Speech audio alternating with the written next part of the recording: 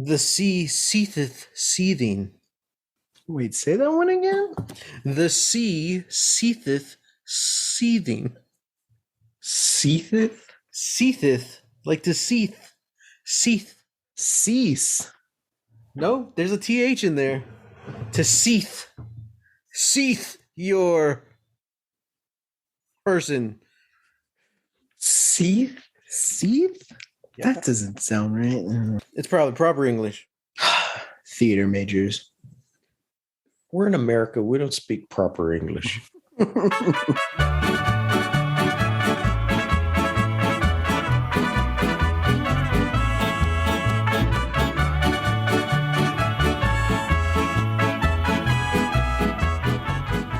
Welcome back to Lost Legacies. We're still alive. Yay! I'm Matt. I'm Sam. And we're joined today by Dad. Dad.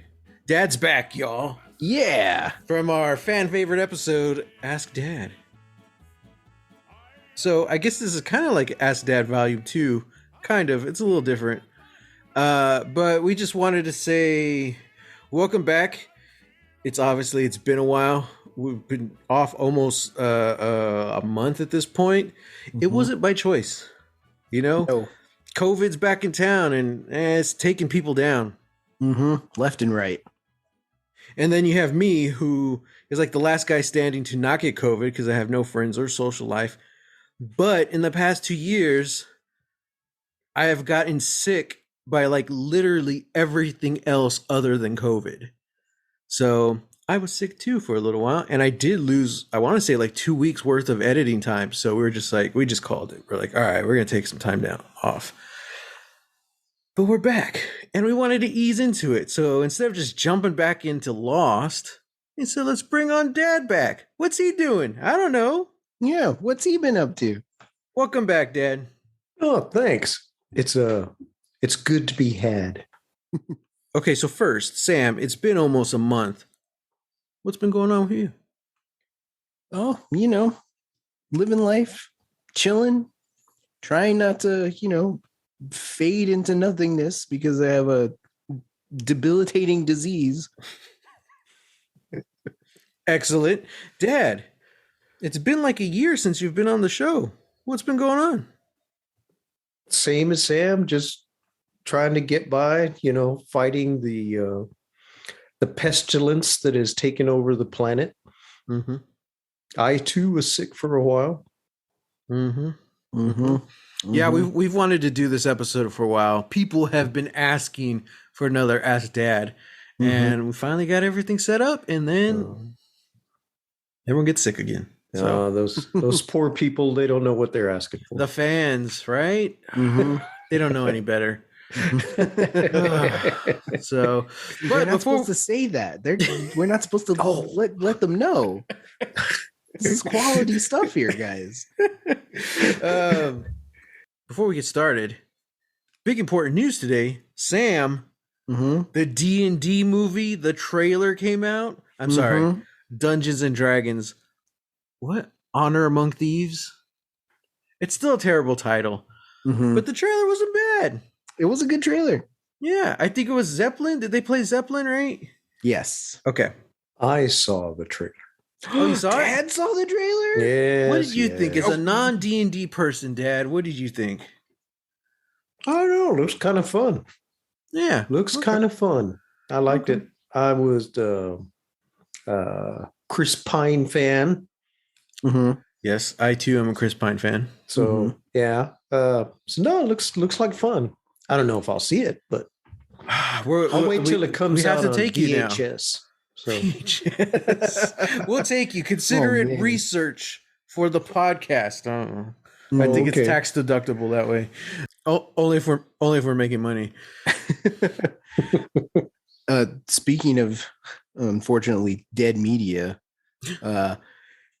did you hear that very soon Target, Best Buy, and Walmart are going to be phasing out their physical media sections? So all DVDs, all Blu-rays, they're gone. They're gone. Man, that sucks. It's the only reason why I walk into some of those stores. Yeah, me too. That sucks. Mm-hmm.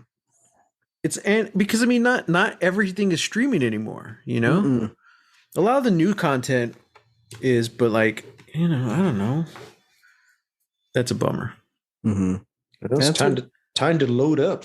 Buy all you can and buy all the Blu-rays and CD players you can find. Mm-hmm. Mm-hmm. Mm-hmm. Buy low, sell high. That's There what you go. Schoolhouse Rock taught me. Sam, what did you think of the trailer, though? Uh, I really liked it. I enjoyed it. A lot more Chris Pine than I thought we were going to get. Because for some reason I was convinced they were going to go the Into the Spider-Verse route where he's going to show up. He's one of the biggest names in the movie, and then dead in the first 10 minutes. You know. Oh, nah, he's like the big name. Like we talked about this in the past. We figured like, oh, he's gonna play a human fighter, and like that's like the most obvious, boring choice, straight white guy as the fighter, and I'm like, so instead he's playing the bard, which we don't see any of it in the trailer, but bards are very musical class, and you kind of see him with the lute at the end, but I think that's just fun. I think the bard is a very underrated class. It's super powerful, but not a lot of people, brush it off because it's comical. It's about music, it's fun. So they don't really take it as serious as like some of the other D&D staples. But I think that's also we're going to get to see a lot of Chris Pine in his more comedic, fun side. Okay, I agree. Now, you know what else has happened in the last month? Dad and myself finally watched The Batman. Finally. Okay, Dad, what was your thoughts? I liked it. Yes. Nice. I liked it a lot. I really liked the Batmobile. Mm-hmm. The Awesome introduction. sound. Oh, God. Oh yes. It was Oh yes. so terrifying. I loved it. Like I got goosebumps the first time. Even the second time I was like, that sounds amazing. Mm-hmm. It's like, what the heck is that sound? Mhm. Until they pan to it and you see it's a car. And It's the way like it lights up. Lights up in blue. My Uh-huh. favorite color. Oh, it was awesome. Awesome. Yeah. I loved it. I was skeptical about Patterson being Batman and stuff, but he did a good job. I liked it. It was believable. Yeah. So I liked it. It was a good movie, good story. Sam, what are your thoughts? I loved it. I think it's great. I think to date, it is the best live action Batman movie. Interesting. Okay. The live action in front of that. Yeah, and just because this is made from somebody who grew up with the animated series. Yeah. And I feel like that shows. Matt Reeves kept in every interview kept saying, like how much of an influence that series was on his movie. He even said that he really wanted to have the color of the sky tinted red for a lot of it, but they were like, no, I don't think we can do that. So he's like, okay, fine. But just the way that like all the villains are sort of already kind of around doing their own thing. And then, as Batman showing up and as the movie progresses, it's like, oh, now they're sort of becoming the villains that we know. He's like, that was a very animated series thing. So yeah, for me, who loves the animated series, I think it's the best. Mm-hmm. And I think a lot of people, they don't really, it's probably because they haven't watched it, but they don't really understand like how impactful the animated series was. Not just on us as kids, but one in the comic book industry, like how much that influenced Batman in the comics. To the animation industry, how they were doing stuff beyond their time. And still, yeah, it's kind of like what you're saying, like the people who are watching that, they've grown up and they're into industry, much like the all the kids who grew up playing D&D, they're running Hollywood now. So that influence is there, and the animated series was able to do justice to Batman because they had like each season was like 30, 40 episodes. So you got to see all the different facets of this one character. You know, it's not Zack Snyder who only knows one version of Batman. Mm-hmm. Nolan or Reeves who have more fleshed out Batmans, but it's still kind of like set in its own world. So we really got to see all the different sides of Batman. So you get to see, it's so cool to see like, okay, well, what is Reeves pulling? And Pattinson too, like what are they pulling from the cartoon and putting into the comic? Mm-hmm. That is cool. I love that.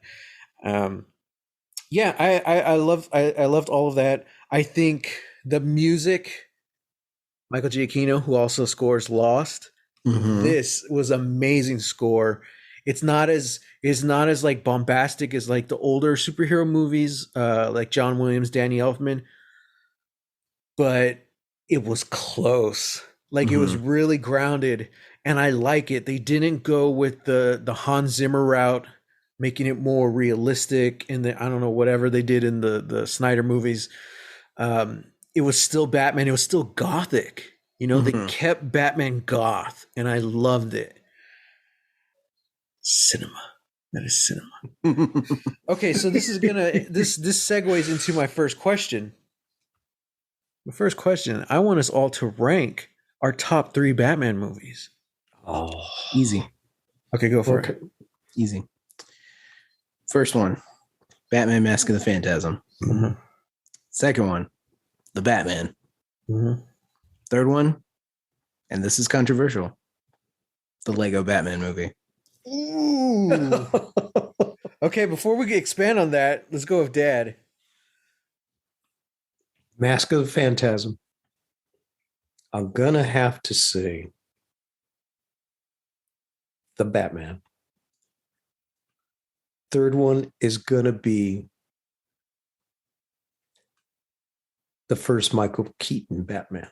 Oh, Okay. Okay. I like it. I like it. Okay, so Okay. when I saw that in the theater for the very first time. Okay, so we're going back, what, 100 years ago? Mm-hmm. To 1989. Oh my gosh. Sitting in the audience, the first time you see Batman just kind of slowly drop down like this, the people in the audience screamed, not out of fear, but just clapping their hands off. And it's like, yes, that's what we, those of us who grew up with the Adam West Batman and the TV show, that's what we always wanted to see. We always wanted to see the Batman from the comic books. Mm-hmm. And just to have him drop down slowly, not doing anything, just dropping down slowly like this, Mm-hmm. it just blew everybody away. It was awesome. Man, that's so cool. Dang. Well, I've never heard that story before. Yeah, it's really interesting that we all 3 of our top 3s are mixed. Okay, so Dad, would you say Phantasm, Batman, and then the first Batman, right? Yeah. Mm-hmm. Yeah. Okay. So mine would be Mask of the Phantasm, Mm-hmm. Mm-hmm. Batman Begins, Mm. and then the Lego Batman movie.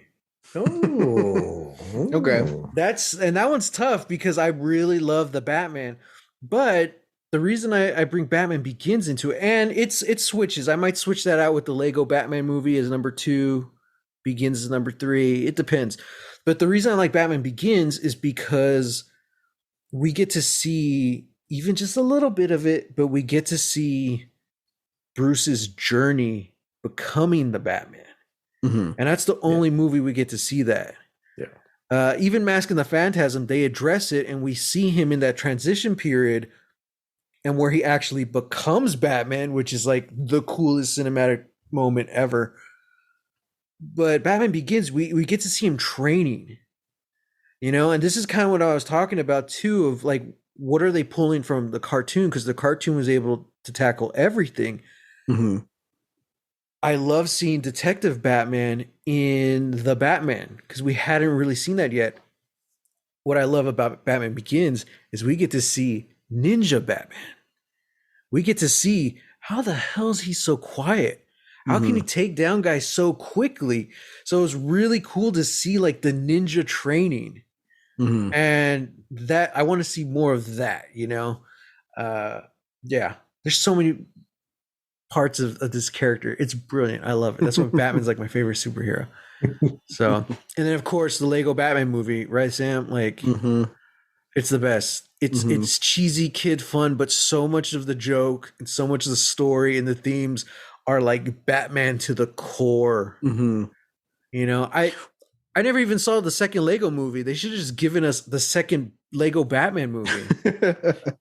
I know. Well, and that's kind of the thing too. It's like you were saying, you know, like the nerds who grew up with, you know, this one nerdy thing, they're the people that are running the industry now. And so it's like it's all these fans who grew up with the Batman comics or any Batman media. They made the Lego Batman movie. And so they're able to pull like 80 years worth of history from comics and movies and animation. They're able to pull from all that, and they do it in a way that makes that like pokes fun at Batman, but it's always they're still always on the side of Batman. You know, it's like, yeah, this is pretty funny, you know, because he's so serious and he's so buff and he's always angry all the time because he's so sad. And then they shift that to be like, well, yeah. And that's like, it's cool. He's a cool guy, but it's because he's so alone. And so that's the arc of the movie. It's like he needs a family. He needs people. You know, the fact that he has his adopted son, Dick Grayson, who, you know, he's like, I don't have a son. I've never had a son. And then slowly as it's going on, it's less about him utilizing this kid as a tool for his crime fighting and realizing, no, he can have the connection that he's always been missing. And that's why it works. That's why it's so great. It's the biggest love letter to Batman. And then also, you have Legos. What more could you want? Yeah. Okay, Sam, you told me you had a fan question. I do have a fan question. This question comes from a friend of the show by the username Gracie. Thank you, Gracie. Gracie wants to know what's something you wish you could experience again for the very first time? Me? Gracie is asking me? Yes. And that's a tough one. You've been around as long as I have. There's been a lot of wonderful first things.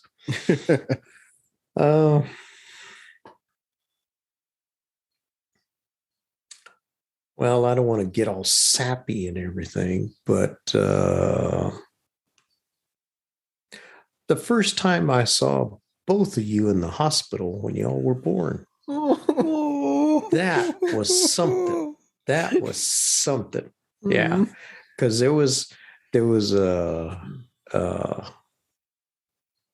so when Matt was born, first time, everybody's scared, all this kind of stuff, you know, and then it wasn't easy on your mom, but everything was okay. And the first time I saw Matt, pretty cool. For Sam, we knew what your mom was going to have to go through, but we head to the hospital Christmas Day night, you know, everyone's tired, is all this kind of stuff. And there's still little scary things that happen and stuff like that, you know, but thankfully everybody was okay. And sure enough, the first time I saw Sam, it was like, oh man, how cool. So if I could relive, if I had to relive something, that would be that first time I met you guys. Oh, yeah. Wow. That's a lot better answer than I was going to say. That's a good one. Well, give me another one. Hit me with another one. Okay. Let's see. So I wrote this one. Username your son. Uh, your son number two. Uh, wants to know what are the most essential tools between 3 and 5 that everyone should own. So like the number of tools, like if you could, just to like give you a range, like between 3 and 5, what are the most important tools you think everybody should have? Oh man. A hammer, Okay. set of screwdrivers.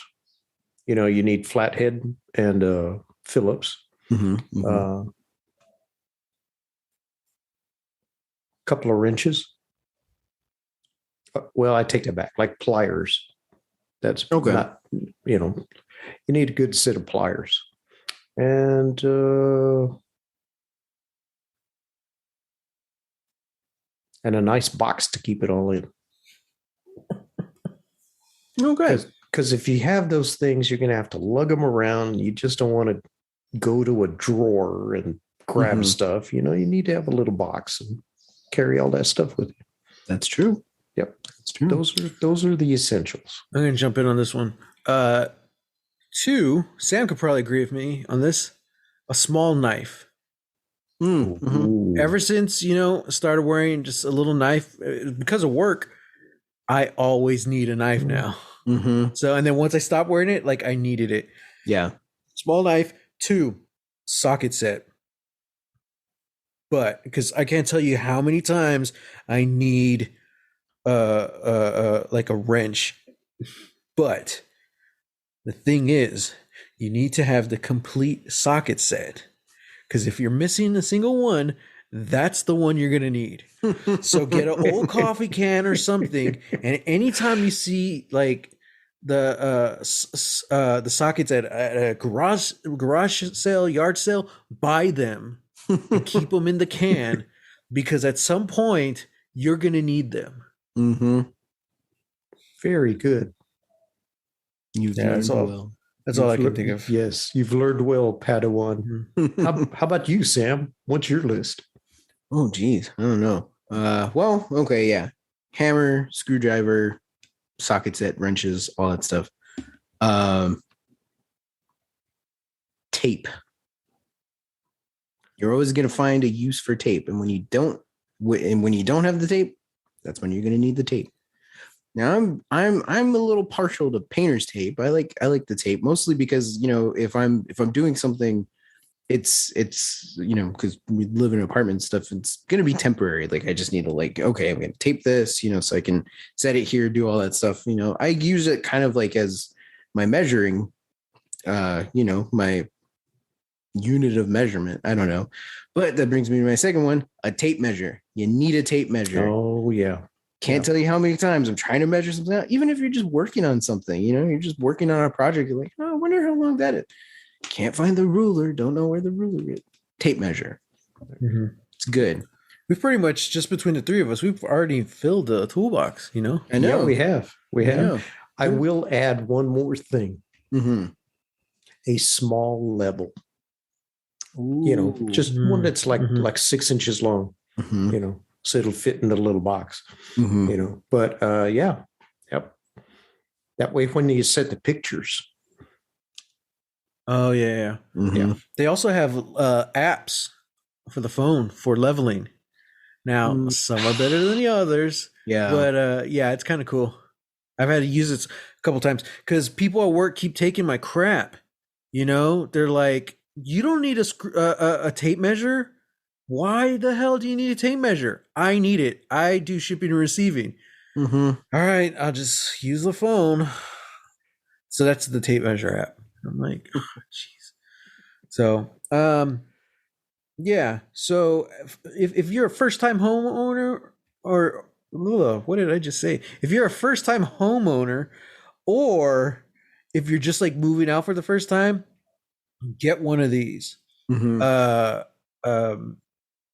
Because, when I say one of these, I mean like one of everything, or just a few of these, because you will need them. 90% of your time, you're not going to use them. They're just going to be in your toolbox. But when you need it, they're there. And yeah. Also, it really feels good to be able to take care of yourself like that. Mm-hmm. Also, any one of these can double as a weapon. Very true. So I still carry my carpenter's hammer in my vehicle because, I mean, Hey, it's getting hairy out there. it's getting crazy, and that hammer's big and it's heavy, so it's slow, but one hit, it's gonna do damage. I mean, that thing can take down walls. I don't know what it's gonna do to your skull, but if I'm swinging at you, I probably don't care. You know, so I'll use the blunt end, to Oh test the gosh. waters. But if it's really dangerous, I'm gonna use pointy end. So, but that's literally the only tool I have in my Jeep. Carpenter's hammer. Also, if I roll over in a ditch, I'm pretty sure I can bust my windows with that hammer because that thing is heavy duty. Probably. Mm-hmm. Yeah. Well, okay. See, okay. Add that to your list then. Carpenter's hammer. Mm-hmm. There you go. That's for the next episode. We're going to talk about things you should have in your car. Because if you don't have a hammer, they have like that little tool. Mm-hmm. I don't even know what it is. It's super small, but it has like the little diamond tip at the end. And like I know the cops use it to bust windows. Mm-hmm. So handy. So handy. I've never yeah. had to use one. Hopefully I never will. But yeah, I see all these TikTok and Instagram stories of people trying to get, they have to rescue a baby in a car or someone's in a car accident. Like those car windows are resilient. Mm-hmm. So find that little diamond thing. I don't know what it's called, but it's super tiny and you just hit the window right in the middle and it shatters. Awesome. Chances are, if you have it, you're never going to use it on your car. It's Mhm. going to be someone else's. And Yeah, if you do use it on your car, it's probably going to be an accident. Well, yeah. Like, I wonder how this works. Oh Oh no. Oops. Honey, what happened? The darndest thing. Shucks. Just make sure it's your car, not her car. Mm-hmm. Ooh, Yeah. oh yeah. Oof. Yeah, she won't care about your car. Nah. Uh, Okay. Well, I have a two-part question. okay. All right. Okay. All right, Dad. Two parts. But I'm only gonna ask you I'm gonna ask you the first part, and then you answer, and then I'll ask you the second part. Oh, Okay. thank you, by the way. All right. I'm just throwing that out there. All right. Dad, what do you think of the global phenomenon that was ABC's Lost?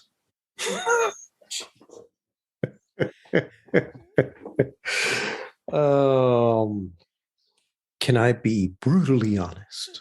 Yes, please. Absolutely. That's what we're here for. Okay. I really liked it. I really did. We started watching it. There was good music. We didn't know what the heck is going on in this thing. They're on this island. What's going on? But as the seasons went, I don't know, call it the short attention span. I don't know, but it's like, okay, what's going on? Mm-hmm. There's a smoke monster. These people start popping up everywhere, and it's like there's hatches everywhere. What's going on? So then it was like, okay, I'm losing interest. Okay, because it's just too many seasons for me. I don't know how many seasons it went, but then you start hearing, okay, well, this is the last season or whatever. Okay, all right, we'll watch it, and everything. But then the questions come up: are they dead? Are they alive? Or what's all this stuff? In the end, I don't remember seeing the last one. I think I did, but I don't remember. So it wasn't memorable. But in the beginning, I really liked it. Okay. I want to put an asterisk on this, seeing that I'm the host of a Lost Pack podcast.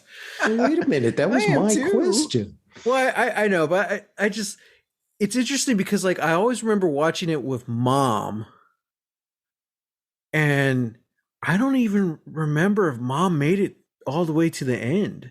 I don't think so. Yeah. So I don't know. All right, I just wanted to put that out there. Disclaimer: if you've made it this far into Lost Legacies, Wow. and you haven't decided if you're going to watch the show yet, I want to put a disclaimer. Wow.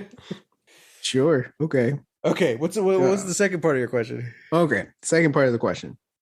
Dad, Mm-hmm. what do you think of the technically globally listened to podcast that is Lost Legacies? Can I be brutally honest? Please do. I like it. Do you Okay, like yes. it more than Lost? Though that's the question. Oh, definitely more than Lost. Yes. Okay. Take that, Damon Lindelof. So I'm working from home. Mhm. So I'm the master of my little desk space here. I'm working. I can listen to the podcast while I'm working.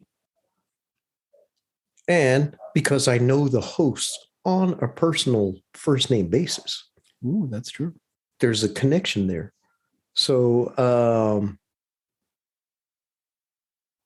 I like the interaction. I like the different points of views that come out about each different episode. So I love the banter between the hosts. I like it. I enjoy it. All right. Yes. That's what we like to hear. Yes. There you go. No disclaimer needed. I wasn't really going to ask questions like this. We were just going to have more of a conversation, but you know what? Here we are. Why not? So, Dad, someone online somewhere, because I pulled up this question a long time ago, they asked, what was life like before cars were invented?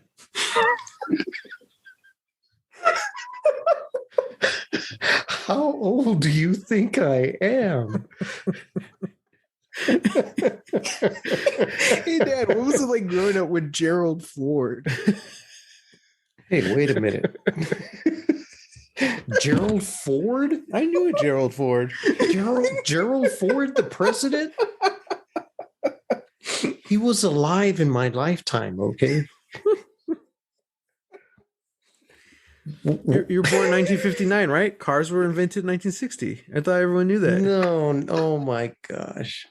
It was 2 years before they invented color. Everything was in black and white. Oh gosh, yes, the whole world was in black and white until 1960. All the tanks before then and everywhere, it's just it's cardboard and there's horses underneath. That's why it's called horsepower. Oh gosh. Okay, so life was slower before cars were invented. Let's just leave it at that. That's correct. Okay. Correct. Well, I don't know who this is. It might be the same person. It might be someone completely different, but their username was simply ? So Riddler. The Riddler. The Riddler asks, The Riddler. it's not much of a riddle, but he wants to know, Dad, how did people live before there was food?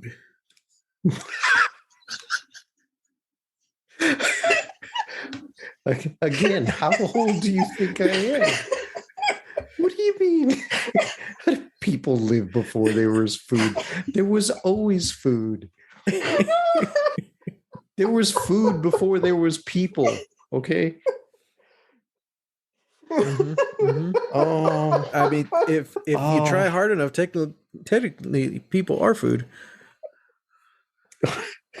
yes. Let's all remember the classic Soylent Green. There you go.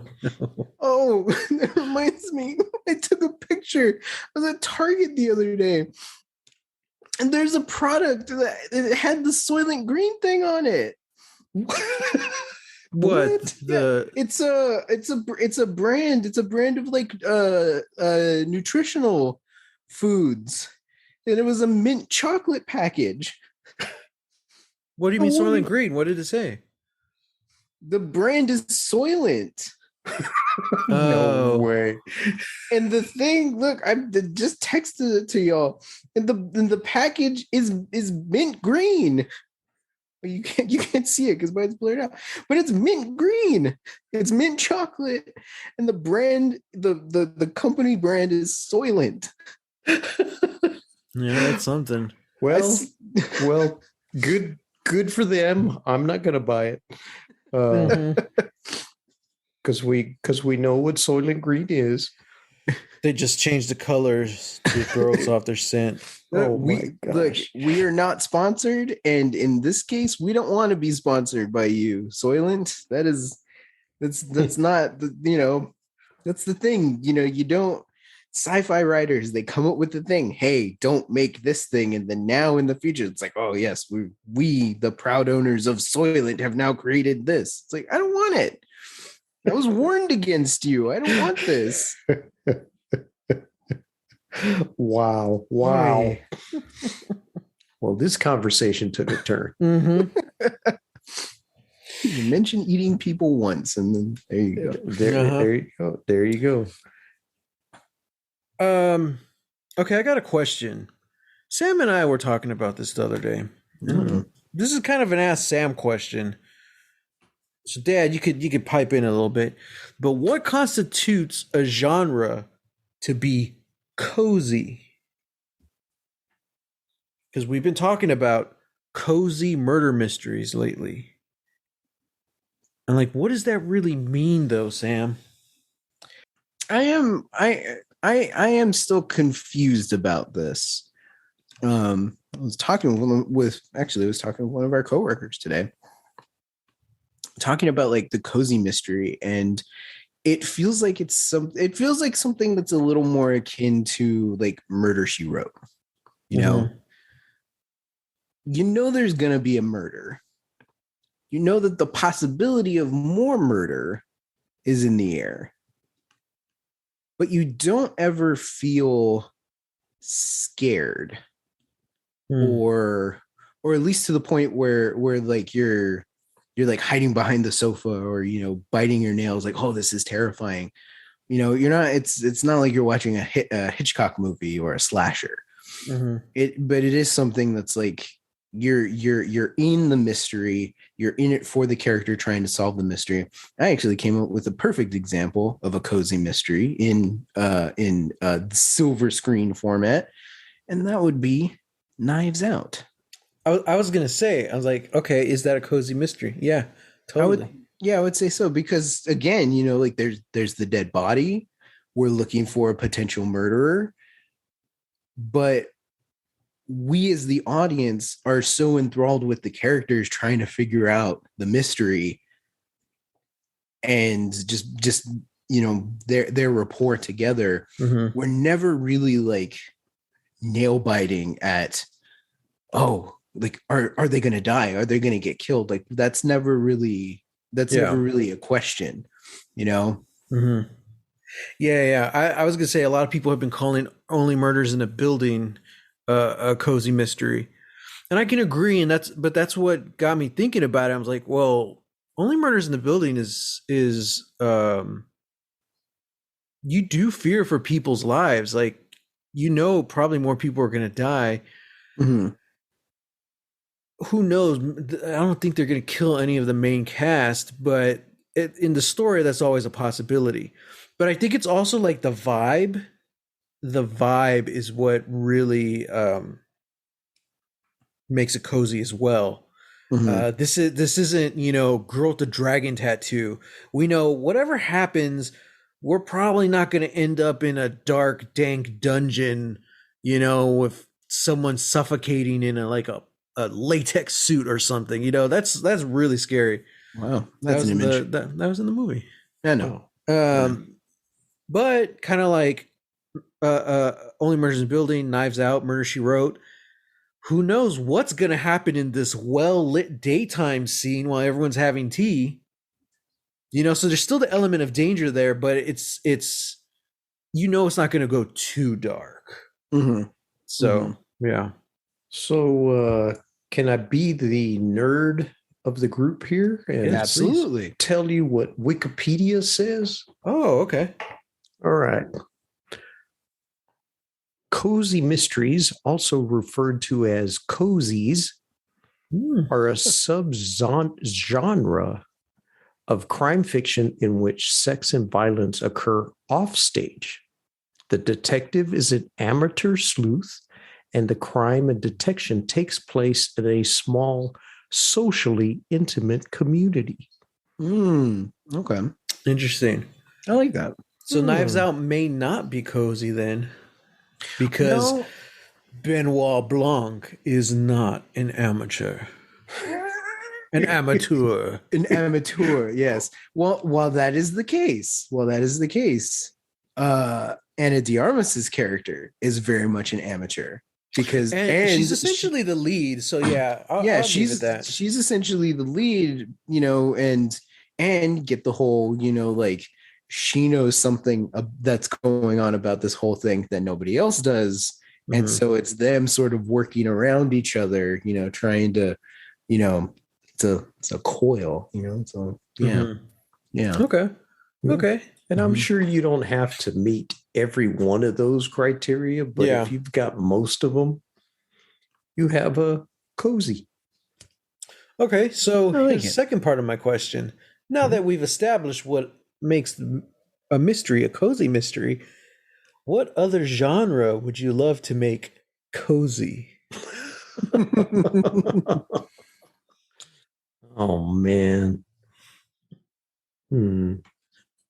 Would you call Young Frankenstein a cozy horror? Absolutely. Absolutely, I would.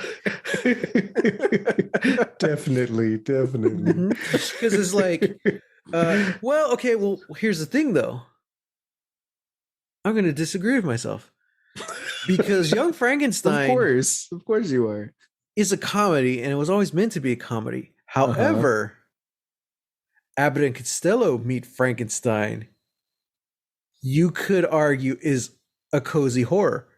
Because although it was although it was a comedy, it very much was like a horror movie of this time. Mm-hmm. And they were amateurs. Okay. I would say that you contradicted your own answer in that because yeah, Abbott and Costello, they're the comedic part of that movie. The rest of the movie for the time was terrifying. You still have Dracula showing up, turning into a bat. You still have Lon Chaney turning into the Wolfman. Like by those standards, it's still scary. So by our standards, it would be cozy, but back in the day, it certainly was not. Yeah. Okay. Where something like Young Frankenstein was always meant to be a comedy that just has a little bit of spookiness in it. So yeah. I gotta agree with Sam. Thank you, Pops. Okay. Yeah. Is it bad that my first thought to what genre to make cozy was the war film? Ooh, a cozy war film. How do you make a cozy war film? I kind of feel like looking back in the day too, it's just like now in 2022 mindset, we would have to go back and try to make a classic war movie. Because by our standards now, like those are pretty comfy, pretty much know who make it and who doesn't. How do I make Bridge on the River Kwai cozy? Oh, jeez, no. Yeah. Well, no. I'm thinking more of like John Wayne, Sands of Iwo Jima. Like a lot of the guys died, but it was also very. I think maybe even for its time, because we've seen a lot of other war movies around that same time period, but that one was.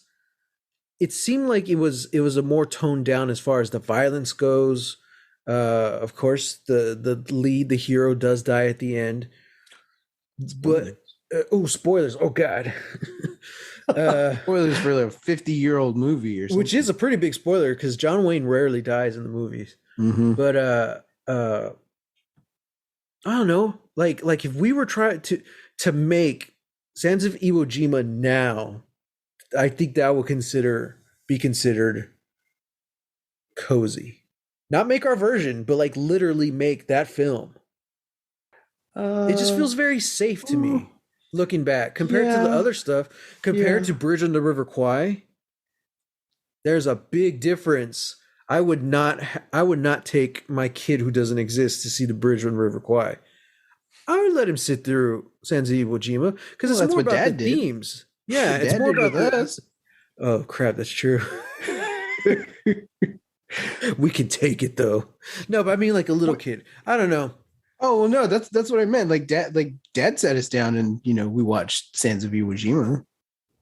Yeah, we watched Yeah, Bridge on the River Kwai as well. yeah, but we were a little bit older when that, we That's knew true. we knew about war by that point. We knew what was happening. Yeah. Yeah. I guess you could even say Dirty Dozen, because although it's violent, it's not as violent as the other war movies of its time. Yeah. Now there are themes in there, but No, I don't think it's a bunch of guys getting shot and falling down, and you look at other movies around the same time and it's like, this was a studio picture made to get people, into the seats. It's meant to be like a blockbuster. Okay. But again, by Dad's own reading of the cozy mystery, most of the violence happens off screen. So how would you do a cozy war movie then? I don't know. You just do cozy war movie, Doctor Strangelove. Yeah, I mean, okay, look, it's not a 1-to-1, but there's hardly any violence until like the end of the movie. Spoilers. Is it a war movie or is it a movie about war? Because I think there should be a distinction. Okay. All right. Well, look, I'm trying. Okay. I know. We're the questions. This is tough. Yeah. This is a tough one. Again, that's why I didn't want to answer the war movie, but now it's opened up interesting discussions. There, you're welcome. I'm gonna have to think about this. Dad, what genre would you pick? I would say noir. Oh, cozy noir. Very similar mystery. Very similar, but the best part about noir, especially we're talking, the 30s and 40s films here. Mm-hmm. The violence was off screen. Yeah. Sam Spade shows up after the murder has occurred. You don't see it, and in a lot of those movies, you didn't really see the dead body. You might see a hand or you'd see an outline. Yeah, it's like he was shot in the street and that's where he fell. So you would see a hand or something like that. You never saw like pools of blood, things like that. Okay. Well, back in the day, first of all, a lot of that was in black and white. So blood's not going to show up on a street. You know what I mean? So if you're thinking about how you're going to present this, well, you don't have to worry about that. You're limited by the medium, but if you were going to try and do something like that today, you just don't show the murder. You have Sam Spade today walk up on the scene.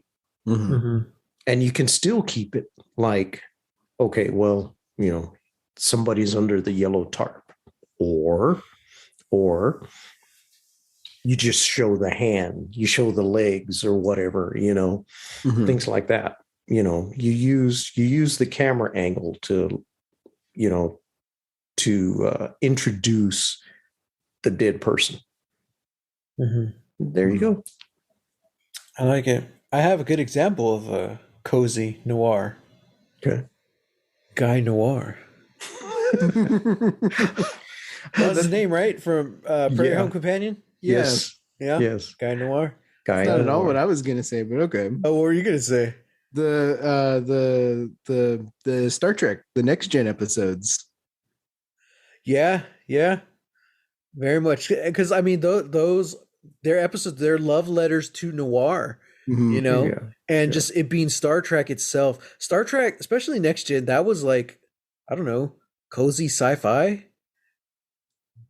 I guess I guess so, that's yeah. what I was gonna pick. I was gonna say I want to see cozy sci-fi, and I think that's kind of what a lot of people are missing in Star Trek right now. Mhm. As much as I do like the new Star Trek stuff. Um, they're kind of missing the.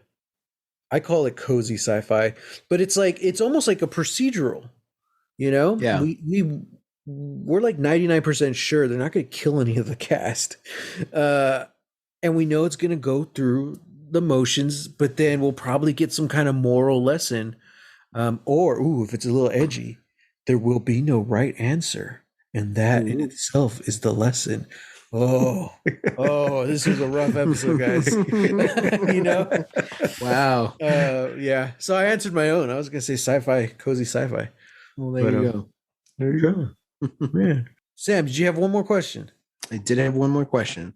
Again, this comes from a friend of the show, username Gracie. Thank you, Gracie, for the question. I just turned 30 this month. What piece of advice would you offer people who are just starting or are in the middle of this chapter in life? Oh man. Um,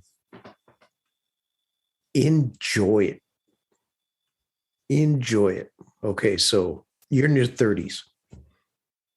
You're not a kid anymore. Okay. You're a full grown blossom adult. Enjoy it. If um, if you have a family, you probably have little ones, man, enjoy those little ones every day. Get down on the ground and play with them. Work wise, you're not the new kid on the block for the most part. You're not the new kid on the block anymore, but you're not senior management either. Man, if you enjoy your job, put your heart and soul into it. Just do it. If you're healthy, man, continue doing what you're doing. If you're athletic and you jog or you swim or you work out and everything, keep it up. Keep it up. What else would I give? If you if you work for an employer that does matching for retirement, max it out. Hmm. Max it out, because take it from me, by the time retirement is 35 years away, if you're 30 today, it's 35 years away. That's a long time for compound interest to work in your favor. Mm-hmm. That's about it. Hmm. That's about it. Can I jump in with a little bit of advice I just heard recently, which seems like common sense, but like really hit me. Um, it's everyone always says it. Live life like this is it. Enjoy it, have fun, be with the ones you love, but plan as if you'll live a very long time. Mm. And Yep. I'm just going to say Yeah. this as someone who's halfway through his 30s. I know a lot of people my age who, I don't want to call them health problems, but we're feeling the age. We're not 25 anymore. We're not 30 anymore. And we're feeling it. Now I know a lot of people who are older, such as dad, and they're like, oh, you're still young. But at the same time, it's like, yeah, we're still young. So that's why we got to take care of ourselves now. So when we do get older, we're that Mm-hmm. much better. I just read this thing about this lady. I want to say she was in her 20s and she just passed away. They said it was some kind of heart disease. And they said if she had a yearly physical, they probably could have caught it. Mm. Wow. And I don't know what you got to do to catch that, but it's just like, oh wow, like that's the bare minimum, a yearly physical, you know. So live fast, hopefully die a long, long time from now. So plan for it, you know? Yeah. In the words of the immortal bard, only the good die a really, really long time than they're supposed to. Yeah. Yeah. There you go. Mhm. Good advice. Good advice. Sam, do you have any advice? You've been 30 for half a year. Oh gosh. My advice. Well, like y'all said, enjoy it. Take care of your body. You know, don't put off any bodily maintenance that you need, you know. Go set up your doctor's appointments, you know. It's fine. You're going to be okay. Also, take care of your mind. You know, Mhm. there's a lot going on in the world right now, and it's very hard to do a lot of things. You know, global pandemics, you know, all of that, plus everything else going on. No matter where you're at, there's always something going on that just gives you a lot of anxiety. Not saying to ignore it, but step away and take care of your mental health first. You know, that's the important thing, because you can't be out there being an activist, you know, or doing anything. You know, you can't take care of yourself if you're constantly worried about everything. You know, you need time to recharge, to step back and live. You know, and your definition of living is, you know, personal to you. That could be going down to the corner and grabbing a cup of coffee or something. That could be going on a hike. You know, could be anything, but just take the time for you, recharge, reset. All the things that are going on, they'll still be there tomorrow. You'll be better equipped to face them. Mm-hmm. Very good. As I the agree. famous quote goes, you can't save the world if you're in a body bag. I said that quote. I'll agree with That's a you. Manny Menace original. I'm gonna put that on a t-shirt. There you Saving the go. world is great, but you got to save yourself first. There you go. Punk Rock 101. That's it, guys. I hope you enjoyed it. I hope you enjoyed our pops. What? That's it? It's over? Yeah, it's over. We're going to have to bring you back more often, Pa. Oh, Mhm. man, that went by so fast. Yeah. I know. We have to do another Ask Dad, maybe watch a movie, and then do like our talk back, but with you. And yeah. Mhm. So Sounds good. Maybe we can invite Dad to our Christmas episode. hey, only if he brings presents. That's true. Jack Daniel's honey whiskey. You know what I like. So, guys, thanks for joining us. As always, hit us up at hashtag Lost Legacies. You can find me on the socials and Instagram, at Holy Hand Grenade of Antioch, and on Twitter at _Matt Jimenez. You can find me on Twitter and Instagram at Reel, that's REEL, Texas Weirdo. If you really want to reach out to me, just reach out to Matt and Sam, or Sam. They know where I live. Yeah, we're not going to give you his address, but Yeah, absolutely not. You Yeah. weirdos. yeah, you freaks, Whoa, get out of whoa, here. Wait. Yeah, Hold on. We're He's talking. our dad. Oh, man, Stay you off can't of have him. That's it. That's the last episode. Get lost. Get lost.